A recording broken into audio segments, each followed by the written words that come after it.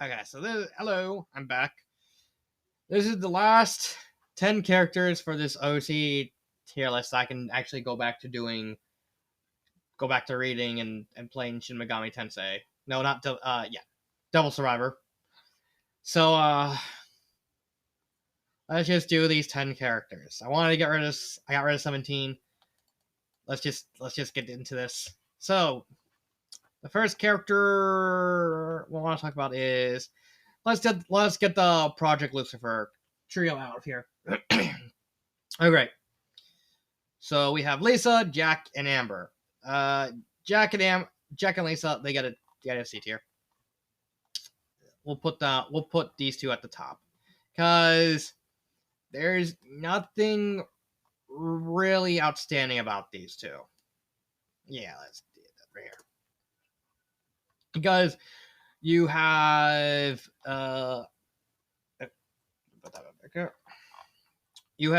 Jack, who's is a Spanish immigrant. He has broken English. He's not exactly articulate. He has a heart of gold because Project Lucifer, as I said in my review of that story, Project Lucifer takes a different tone from most Resident Evil fan fictions because this one's more B-movie nature, so it's somewhat more comedic. So these characters are not really that deep, except for Amber. Amber's different. So these two are friends because Lisa lives in the high-end society of Raccoon City.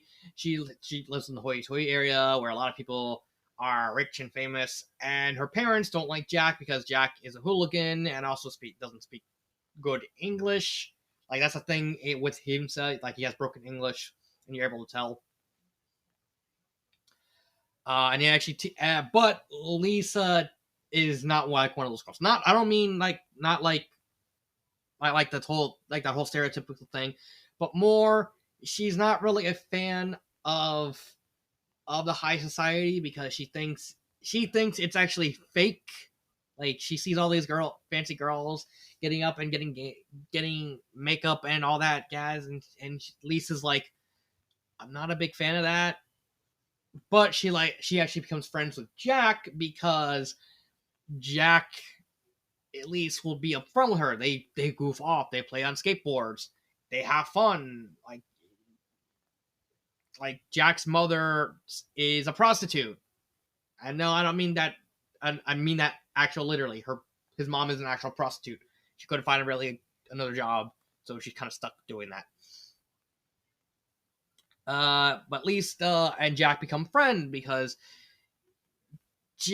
Lisa just prefers hanging out with Jack than the other high society people.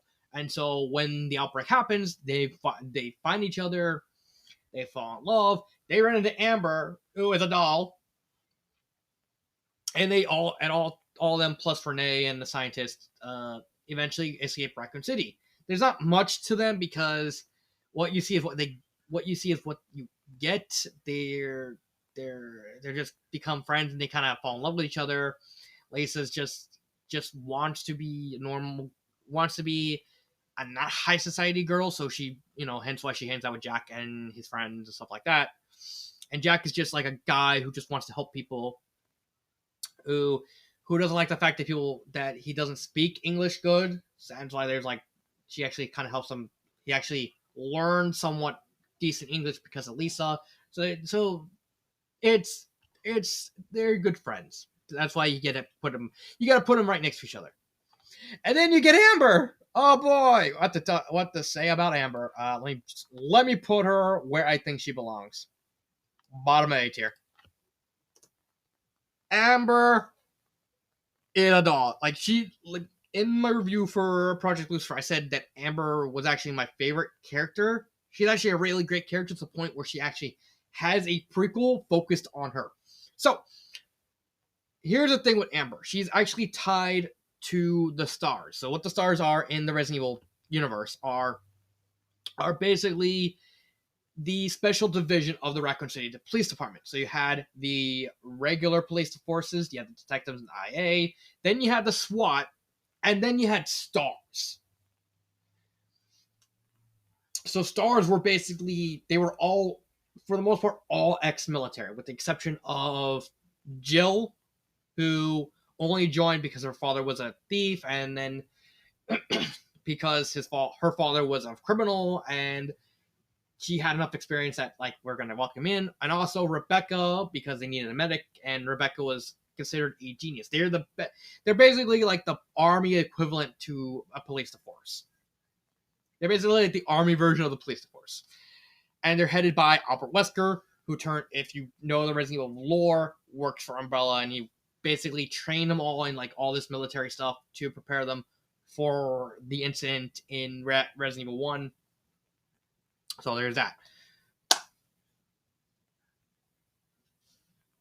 Amber was actually in a relationship with one of the members of STAR, Joseph Frost. For those of you who know who Joseph Frost is, he was, if you ever see the opening cinematic of Resident Evil 1, either the one for the original with like the hokey voice acting, or the one for remake on the GameCube, in the opening scenes, you'll see Joseph Frost is the guy that gets eaten by the dogs in the opening cutscene. Like right before they enter the mansion, Joseph Frost finds a dog, like the Cerberus, growling on him, and so he gets attacked and eaten by the dogs.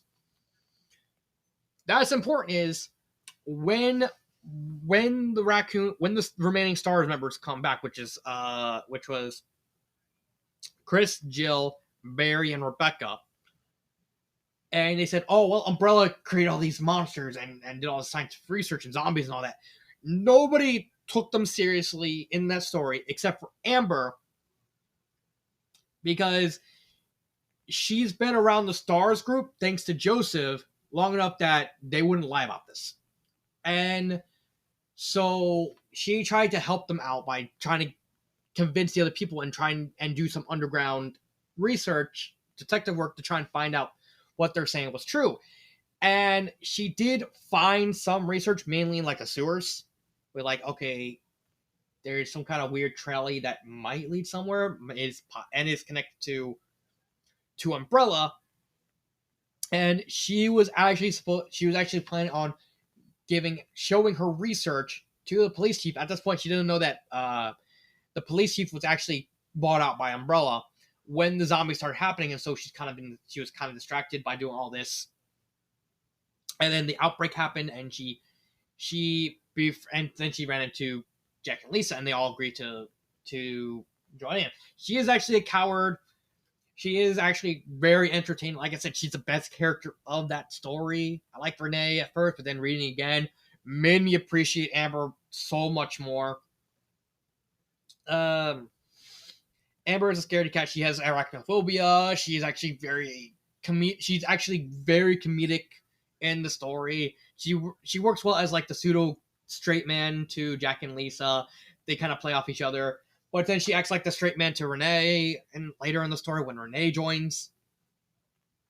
And eventually, at the end, when they offer to go, they go off, like you get a lot of very funny moments. Project Lucifer is just a very funny story. It just is. But Amber, it makes me want to see more of Amber, and I'm happy, and I sincerely hope that the prequel is completed, because the author did let me know the prequel. He wants to finish the prequel. I just honestly hope he does. Please finish the prequel. Please. I want to see more of Amber. I really liked Amber Bernstein. She's a great character. You gotta love her. She's a mostly comedic character, but there is enough edge about her, especially since her relationship with Joseph is actually very natural. Hopefully. I hope so. I hope it is. So I gotta put her in A tier. Let's see. I got 7 characters left. Let's do Aint Death. Okay, let's do Aint Death. So Aint Death is the last great character, because Aint Death is actually shown in Metroid Prime 2 Echoes. However, she's dead in that story. Yeah, he's dead. And Aint Death is based off the theory that Aint Death is alive. So in Metroid Prime 2 Echoes, you come across this dead group of soldiers. And I think and one of them is Aint Death, who is actually a Samus Aran fan. At this point in the lore, Samus is not super well known to the galaxy yet, because it takes place between Metroid 1 and Metroid 2, so Samus is still kind of getting her reputation. And Anctus happens to be a big fan.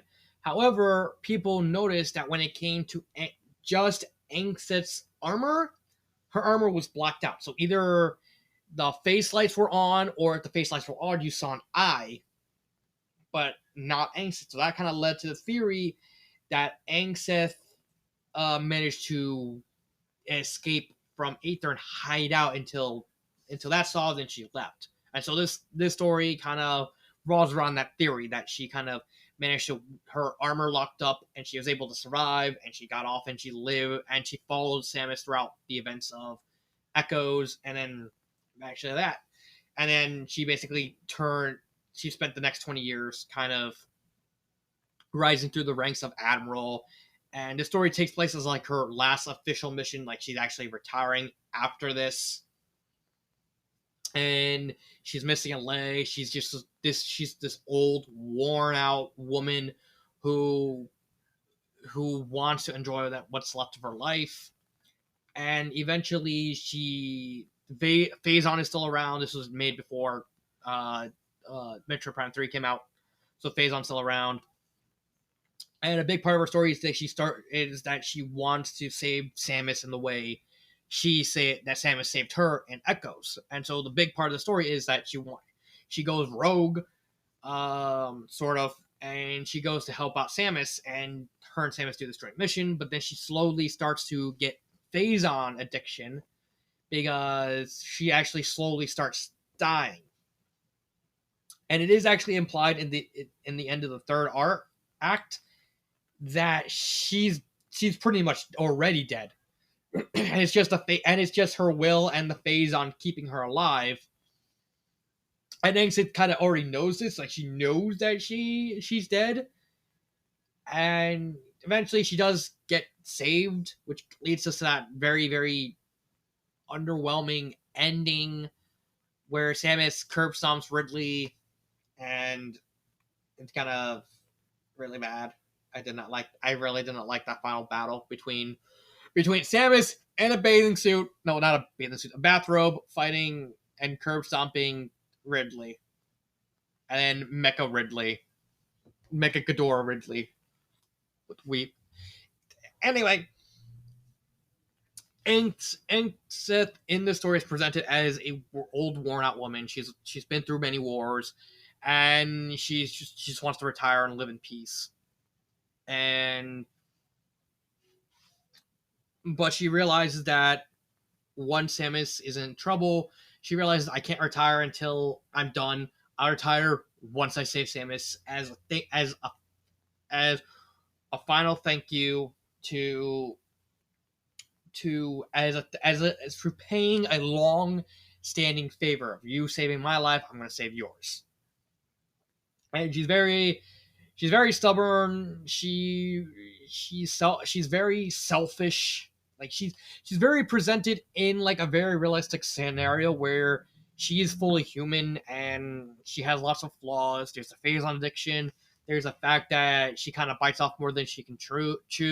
She tries to think things out, but she understandably reacts negatively when something doesn't go wrong. She's very standoffish sometimes. She's a really, really well written character, and I literally can't have her any other way. I'm gonna put her at the very top of A tier.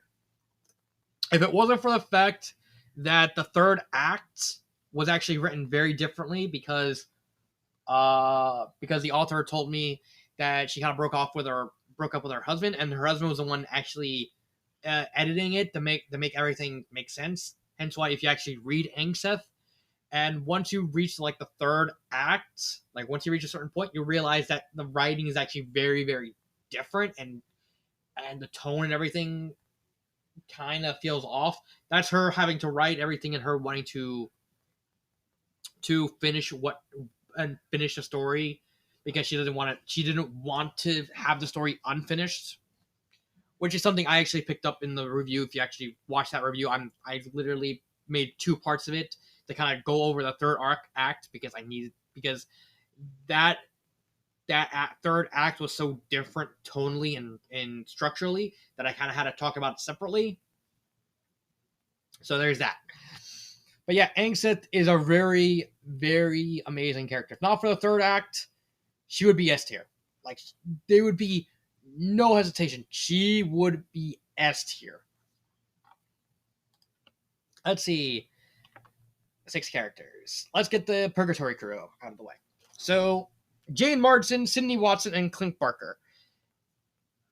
What a great trio of characters. Let's start with the weakest one, which is Sydney. I don't like Sydney as much as I like Jane and Clint. Mainly because Purgatory is very structurally different from many other fan fictions I've read before because technically each of these 3 characters have their own separate writing style. It's not something you can easily notice at first, but if you read long enough and you're able to pay attention to the wording and the minutiae of it, you'll notice that all 3 characters have writing styles associated with them, but it's so minor because each of their stories also change genres. So with with Sydney, it's more adventurous. He's connected to what was his name? What was the name of the park ranger from Muldoon? There it is. He was connected to Muldoon, and he actually worked with him as one of the head park rangers. So Muldoon was in charge of where Jurassic Park takes place. Sydney was in charge of the other island. Site B is Nasorna. He was in charge of that. So they were in charge of each island, and they kind of cooperated and worked with them. What happened was, in the story, he was dating this girl, and this girl was kind of a bad influence on him because it was actually causing him to slip in his job.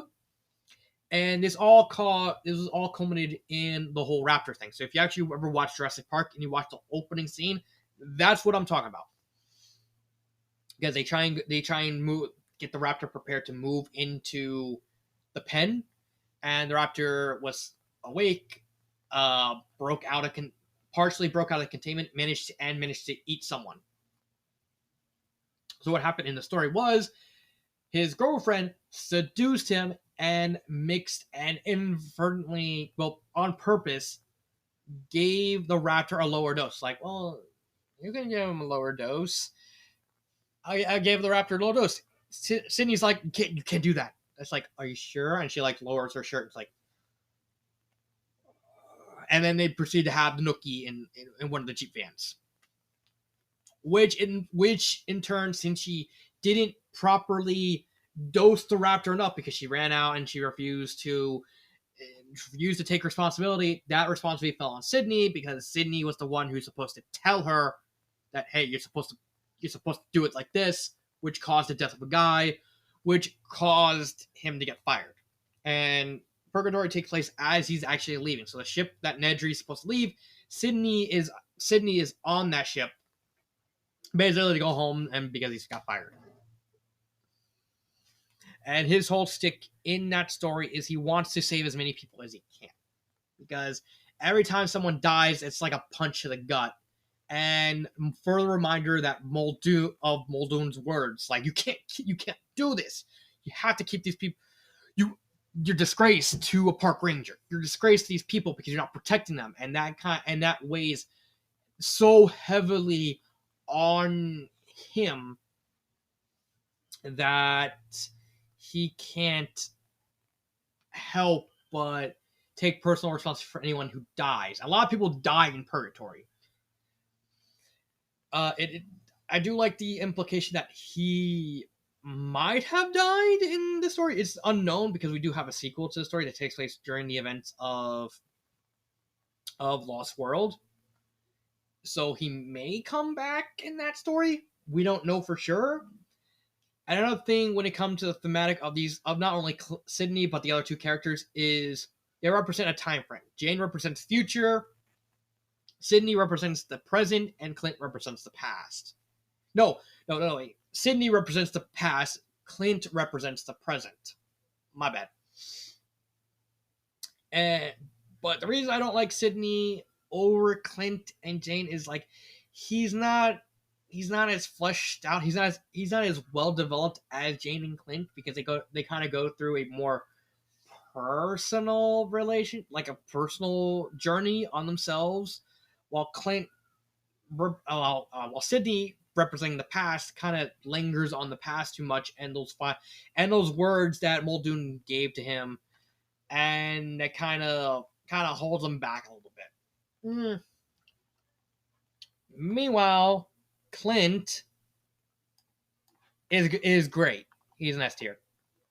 Him and Jane are going to be S tier. He's the one. No, I'll put him above Exona.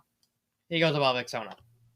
Clint represents the present, so he had a connection to Nedry.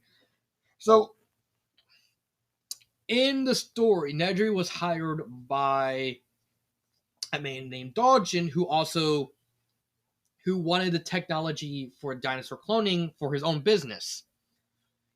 He hired Nedry, but on the side, he hired Clint to basically for them to work together. So Clint was supposed to keep the ship in dock as long as possible, so that way Nedry Nick and Nedry can come, but he couldn't stall them anymore, so he's kind of stuck there.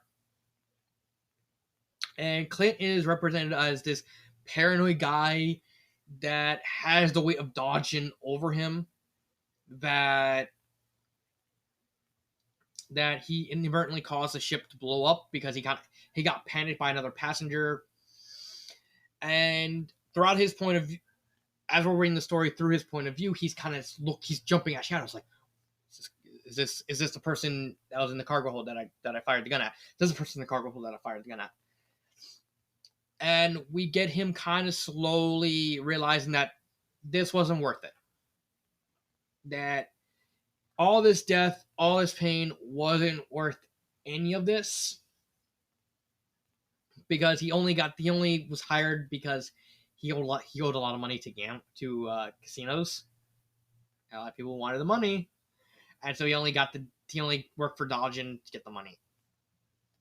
And he's presented as this very unscrupulous man who, as we're seeing over the course of the story, realizes that, like I said, all this wasn't worth it, but he's still desperately trying to hold on to the hope that he can make it out of the island so he can pay off the debts. But he willingly sacrifices himself because he realizes that even if I escape the island, all this is going to weigh on me. It's better I let them think of me as at least in some good terms. And so he sacrifices him, fights out the final bad guy, and then he gets killed by a Carnotaur. He gets his head eaten off, and he realizes that even though I'm dead, it was worth it to at least be a genuine hero for this one time. And then he dies. He willingly sacrificed himself. He was a good character. He was a great character, but he was nothing to Jane. Jane. Oh boy. And I know for a fact that Miss Hutt, you're not gonna like this. Right there in front of Helena. Jane was a freaking phenomenal character. She's a scientist. She is connected to Hammond, who created Jurassic Park. And every time we get introduced to her chapter, before we get to her, she gets a letter of her studying the raptors and her expressing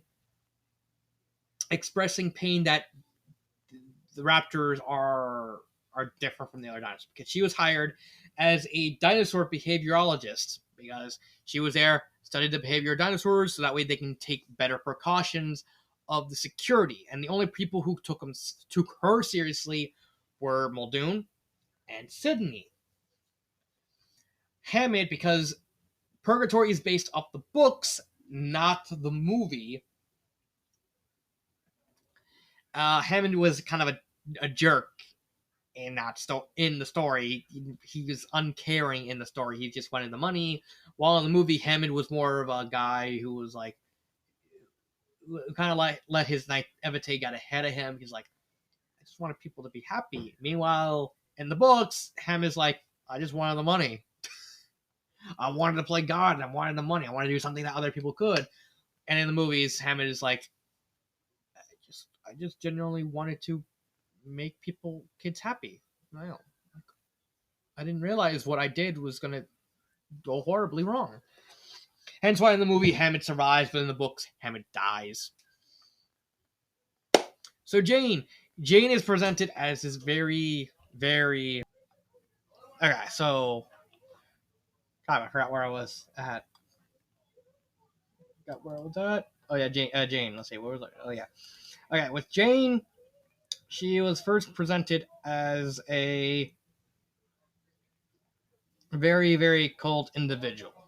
She didn't really emote a lot. She just took things as fact, and she was more focused on the animals' behavior than like actually living. So she didn't really care about anyone. But over the course of the story, she slowly starts to be able to emote. She slowly starts to we get more into her character. Like she even acknowledges that she's cold and she's heartless and she can't really she thinks she's broken because she doesn't really emote well. She can't really show emotions. She can't really show any of this to people, including her own girlfriend. Yeah, she's lesbian. I don't care. But it doesn't really stop her from showing all this chaos and carnage and slowly start breaking her to the point where she can actually. Okay. So, and over the course of the story, I have to keep pausing and restarting the video because all my family comes in, and when they even see me try to record, they like to really ruin things. Yeah. So anyway, Jane starts from a very heartless woman into someone who is distraught over everything that's happened and the fact that she sees people who actually cared for her die in her eyes, and that slowly breaks her, like mentally breaks her. Like we compare her at the beginning in like the fishing house where the carnivores are circling around, and she watches the big hangar door and hears them scraping along that door trying to see if they can get in, and she's just emotionally just watching it, compared to when another character named Bertram dies and she starts starts to cry, and she doesn't know why, like because in her words she's never cried before. She doesn't know how to cry, and she realized that she's able to embrace her emotions, which is why my favorite part in that story was an entirely of Jane, an entire Jane chapter, because it's the culmination of her arc where she's able to fully express her emotions, and she lets emotions control her and influence her behavior before she realizes that she needs to learn how to control these. She has to do something she's never been able to do before, and school her emotions to be able to survive and get out so she can see her love again, and so they can be happy and escape the route and all this. And it really, really represents Jane as a character of showing this slow process of her slowly learning how to emote for the first time in her life, something she's never done before as an adult woman. So it's a really, really somewhat depressing but also uplifting character arc. So that's why she gets this spot right here. Let's see. 3 characters left. Oh boy. Oh boy. Okay.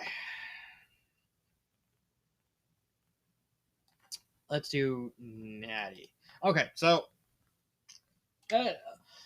here's the thing with Natty from Hercules and the Modern Girl. Hercules and the Modern Girl is one of those stories where the main character kind of gets sucked into the world, the fictional world, and they have to try and get out. Usually 9 times out of 10, the people will try to influence the world, or they try not to, but they kind of do. So there's that. But Hercules and Modern Girls has a different spin on it, where instead of going to the time frame where the movie, like, she gets sucked into the Hercules movie, but she doesn't end up in the Hercules movie. She ends up years before the events of the movie take place, where the Disney Hercules cartoon takes place. And she runs into Hades. And Hades is like confused, like, who are you? I'm taking you to the underworld. Wait, what? No. No, no. And she gets shown to the Fates. And usually they try to hide the fact that they're from a world where you're fictional. But in this story, the Fates are like, nah, she's from a world where she thinks we're fictional. Like, yep. And meanwhile, Hades is like, wait a minute, you're what? Yes, where I'm from, you're just a cartoon. Okay. And Hades like, all right. And here's the twist for the story.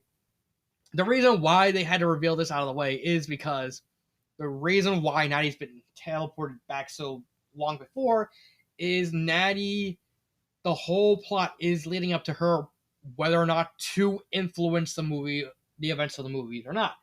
The Fates basically said, well, you're here earlier because it's up to you to whether or not the events of the movie take place or not. You can either help Hercules stop Hades and go home, or you help Hades and you stay here. And you think, oh, she's gonna help Hercules so she can go home. Woohoo! Not that easy, because there's many years, and over the course of the 3 seasons, Natty starts to get feelings for both Hercules and Hades. So that causes her to doubt whether or not she wants to fully commit to either going home or staying here with Hades and living in Hercules' world. And that's basically that's more or less the gist of her character, because the rest of the story is just her developing and growing that specific part of her, that whether she wants to or whether she not. She has the burden of wanting to tell her friends, but she doesn't know how, like, because she becomes friends with Hercules and Cassandra and Icarus, and she goes like, I don't know how. Well, I could tell them, but how the hell am I gonna? How the hell they're not gonna take me seriously? Think about it. The only reason Hades is like okay with it because the Fates told her, and the Fates are like, we know everything. That's why Hades is like, that's cool. And then later in season 1, near the end of season 1, Aphrodite finds out because Natty is so kind of holding in this whole secret in that Aphrodite politely asks her, and Natty's like, can you just keep it a secret? And Aphrodite's like, all right, I'll take it. There's also the fact, she doesn't really tell Natty, Natty doesn't really tell Aphrodite that she's from another world. She tells Aphrodite that she works for Hades, because Aphrodite kind of wised up. It's like, you're living, why is Hades helping you? It is eventually revealed in the second story. Cassandra finds out that Natalie is from another world, and in the end of the 3rd season, Hercules finds out, and that season ended with a cliffhanger Season 4 hasn't been worked on yet. Actually, let's actually check to see how far she is. Oh, no. Go back. Let's actually see how far Starswim is. Because I know that story is still being worked on. She made the so I think we're in I think she's from episode. Yeah. I can't. Oh yeah, episode 6. Yeah, episode 6. So she's still in the process of remaking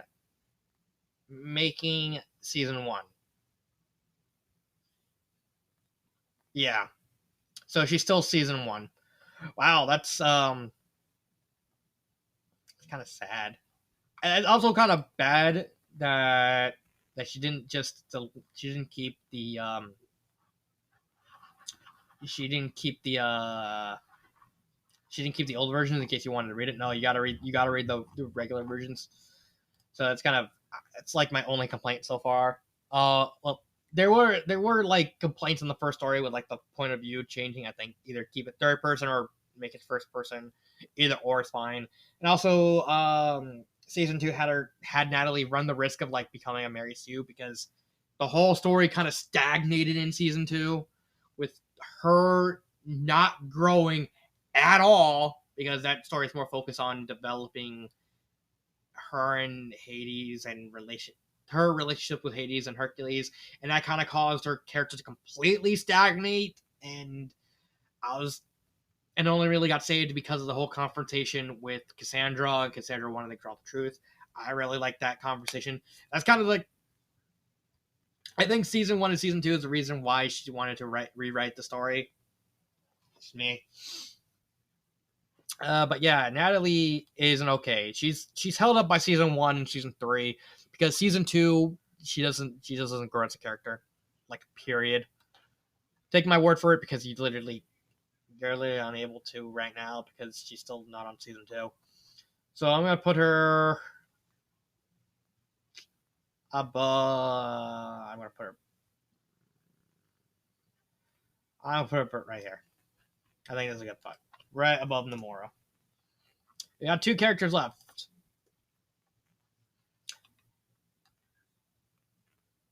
Jake Cavanaugh. Let's get him out of the way. Right there.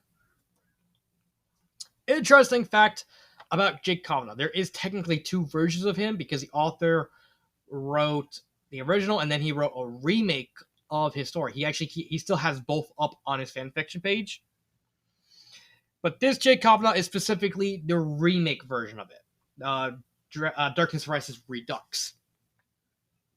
The reason I prefer this version over the original version because in the original version, Jake is actually a Gary Stu. He is unhesitantly a Gary Stu. I get that was kind of the point of his character. Like it was supposed to be more campy, more ridiculous, but but the original kind of got the consequence of him being a stew, and that was the whole reason why the remake was made because he realized I completely messed up his character. I want to do his character justice, so I'm remaking this specifically to fix his character. And thus we got the Redux version. And the Redux version, holy god, he is phenomenal. He is a wanted criminal who was hired by a mysterious benefactor, hint, it was Lesker, with the sole purpose of going into Raccoon City and saying, your job, kill William Birkin. Like, okay. He goes there the night of the outbreak actually starts happening in earnest, which is the events of Outbreak, and him kind of cycling through the events of Resident Evil Outbreak 1 and 2, Resident Evil 3, and Resident Evil 2. And he's presented as this ultra badass criminal with a code of context. So he has like a certain set of rules that he will not do. He will not hunt kids. He will not kill. He will not hurt kids. He will not hurt people that are genuinely innocent and don't really need to die. He will hunt criminals. He will hunt corrupt cops. He will actually hunt regular cops. He just won't harm people who are actually genuinely innocent. But everyone else, where do you want him shot? All right, you want him in the kneecaps and in the tibia? All right, there, fine. And he developed this way because his brother died from other criminals, so he said, I'm gonna work. That the law enforcement didn't save him, so I'm going to take the law enforcement of his old man. He goes vigilante, and he becomes an insanely wanted man in the United States. But he still has that very, very keen code of conduct, and that kind of segues into the events of the story, because the events of specifically Resident Evil 2 change because in the climax of Resident Evil 2, it's not just him, Leon, Sherry, and Claire that escape. They're also joined by some of the characters from Outbreak, specifically Kevin Ryman and Alyssa Ashcroft, who it's implied he kind of starts getting feelings for with Alyssa. Because he kind of reminds him of himself. He kind of reminds him of someone, and he actually likes her straight-laced attitude. It's kind of sad that Ashcroft is like the only canon Outbreak character to confirm to be alive, but them's the breaks. And he's an utter badass. He comes in all this loaded with guns. Like, I was not prepared for zombies and all this. He takes them all with gusto. He uses a samurai sword. He has all these guns. But he still has that valuable code of conduct. Like, if you see someone that needs to be saved, he's gonna save them. It's like, and he wants to try and save as many people as possible because, like, none of these people deserve this. Unless you're absolutely wretched and detestable, I'm gonna try and at least help you get out. And every time we separate from the group, from certain characters, it's kind of because of circumstances like with Nemesis or with Zombie with an explosion or stuff like that, or he willingly tries to or he's trying to focus on the mission. It's like, go on, keep him distracted, and helps him get out of the way. And then when he leaves Resident Evil, he realized that Umbrella's gonna go down. Whoever sent me on this mission is gonna die. Turned out he finds out it's Wesker. He shoots Wesker in the skull, takes his money, and leaves. It's like, I still got ahead. I earned this money. I technically because he does technically kill Birkin, because the climax of the first half is involving Resident Evil 2 with Birkin. So he's like, well, I got the money, so I technically killed Birkin. And meanwhile, it's like, Wesker's like, oh, you want to join us? It's like, yeah, fuck no. And it's like, oh, that's a shame. All his bills were just painted. It's like, well then, shoots Wesker, leaves. Wesker turns up to be alive because he's Wesker. Wesker ain't dying. And escapes. And the whole point is him showing that he is more heroic now, because now he's like, well, I'm going to stop being a criminal because these people are way worse than anything I've done. So it's like, even if I get sent to jail, I'm willing to let myself get sent to jail. I'm willing to let myself get arrested. But I want to take these guys out first. And the best way of showing that is after him and the Resident Evil 2 group escape Raccoon City, and they're standing on the train tracks, and they're all and Jake is like about to leave. It's like, can we want to huddle? We want to figure out what we're gonna do. And they all huddle, and it's like, and Leon tells him, it's like, that's Jake. He's like a wanted criminal. It's like, how much money? And Kevin like looks at him. It's like, how much money are we talking? It's like, several million. That's a lot of money. But they ultimately, and they confront him, but they say, we're going to let you go because he technically did help us. Leon still wants to arrest him. but is like has to be talked down by Kevin and Claire. It's like let's let him go. It's the least we can do. And Kevin and Jake is like, I'm swearing off all this criminal stuff. Like, let me take down this the guy who. Let me take down the asshole who sent me to this hellhole, and then I'll come join you and help you take down Umbrella. And he does eventually at the end of Redux, he meets a bunch of people who were screwed over by Umbrella. They were people that he did meet in Raccoon City, namely Alyssa and Kevin. They're there. He's like, we're gonna help you. We don't like you, but we're gonna help you. It's like, yeah, we'll let it slide. But you read Darkness Arises Redux for this guy. He is the reason to watch this. He's a phenomenal main character.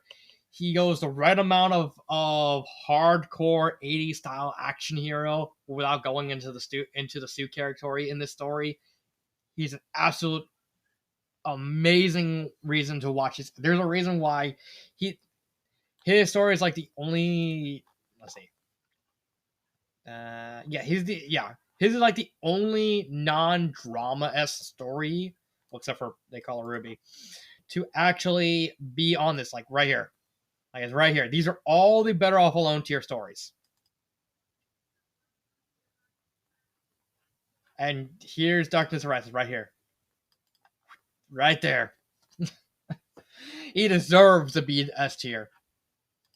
So that leaves the final character, Jade, from Stranger in Me, the Steven Universe story. Let me put her.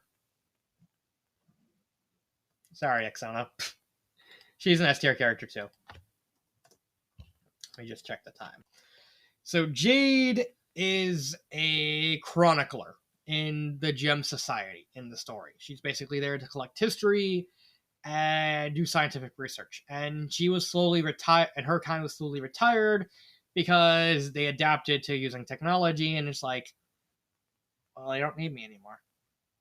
But then she gets corrupted, which leads to the events of the story, where if you never read Stranger in Me, go read it. It's an amazing story. The Jade gets stuck inside Connie's collarbone, like around, like right below the throat. And now Connie has to live with Jade in her head. However, they slowly realize that Jade is actually starting to die. Not die. Connie's actually supposed to die because they not only is Connie still not Connie. Jade is still corrupted because they haven't figured out a way to cure the corruption, but also the fact that they're both sharing a mind space. So they can't really one of them has to die, and that kind of leads to a terse arrangement where Jade is kind of subtly convincing Connie to let her die, to let Connie die so Jade can take over the body. And Jade is trying to convince her to stay. Like, we can try and make something work together. And it's such a heartwarming character arc for Jade, because she starts out this very busybody, stuffy, librarian-esque persona, but hanging out with Connie has taught her to slowly learn to let her hair down, that there's stuff to life, that she can have fun and do have all this fun and be herself and learn new things, like how the crystal gems, they learn new things and learn how to cope through all this time. And that kind of culminates at the climax at the end, where Jade realizes that Connie needs this, and Jade willingly basically lets herself die inside Connie, so the corruption can stop, so Connie can live. But Jade lets her keep her wind-based powers, so Connie can be free and be who she wants to be, and with Jade saying goodbye And it was such a heartwarming moment. It was such a touching moment of Jade realizing that she's still a relic of the past, no matter how much that Connie is helping her. She can't move on. She can't. She won't be able to experience the same pain, like the same joys and wonders as the crystal gem does, and so willingly lets herself disappear because Connie needs to live. And it's such a heartwarming thing when you see especially the character development of Jade throughout the story, of her going from a stuffy busybody to a genuine good person who did all who realizes that Connie's situation with her family, with Steven, with the crystal gems, there's no reason for her to be there anymore. And it's so touching with Connie and everyone trying to accommodate her, but Jade slowly realizing that no amount of accommodating is gonna stop the fact that one of them has to die. It's not so much one of them needs to die, it's one of them has to die for the other to live. And Jade slowly coming to the realization that she doesn't need to be here anymore. And it's really depressing and it's really sad when Jade finally does leave.